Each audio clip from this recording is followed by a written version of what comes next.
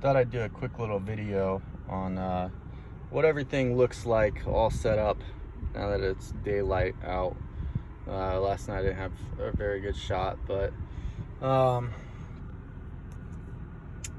do we start? So this is volume up, volume down. You see when I'm not pressing the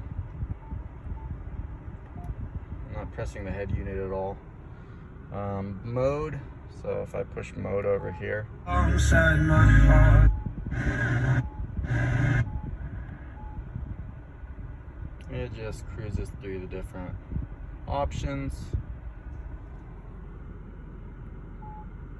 Down and up is just for songs, so let's go back to a different mode.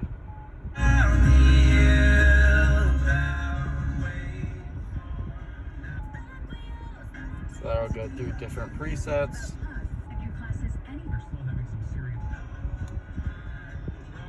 That's these buttons. And then this one right here. Sorry about that. Turn that off.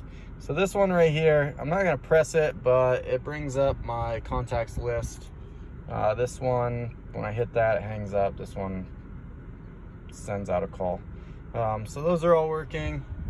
This head unit's really nice. I do have the little gap right here. I need to trim the little slots right here and right here, both on the left, so that I can get that aligned a little bit better, get rid of that little gap. A lot of people just kind of live with that gap. I don't like it, so I'm gonna go ahead and make the adjustments there.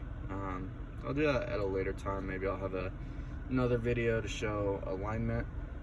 The other thing, if anybody can answer this question for me, these all seem to have not a very flush line right here, and I'm not really sure why. Like this side likes to stick out. So I'm gonna have to pull this thing back off and see if I can get that lined up better. But I mean, I was trying to line it up on the bench, and even there I couldn't really get it to line up. So I don't know if that's just a design flaw from factory or if a tab didn't get lined up perfectly. I'm not sure. I'll have to go back in and see why it does that. But yeah, I mean, overall the car looks great with the 2013 STI steering wheel and the doubled in dash kit. I really like this Alpine head unit, just because I like these. I like the buttonless interface. Like, these are all just touch. Takes me back to a home page. I'd hook up CarPlay, but I'm pretty sure it will it'll turn my camera off, so I'm not gonna do that right now. But if I were to hook it up, so right now I've got the little cord coming out right here. My solution for that is I bought one of these double USBs. This only has one USB, so I think I'm gonna hook one of these into cigarette power by cutting and separating the wires in here, and then the other one is just gonna go directly to my back of my stereo. Might not go directly to the back of the stereo, might actually go through that little plug. I'm not sure if this is long enough. If it is, which I think it should be, that's my plan, is just to take that directly to the back of the stereo.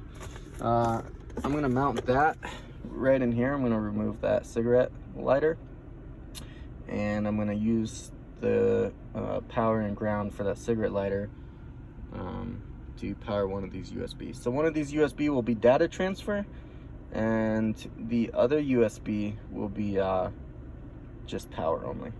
So yeah, I think it came out great.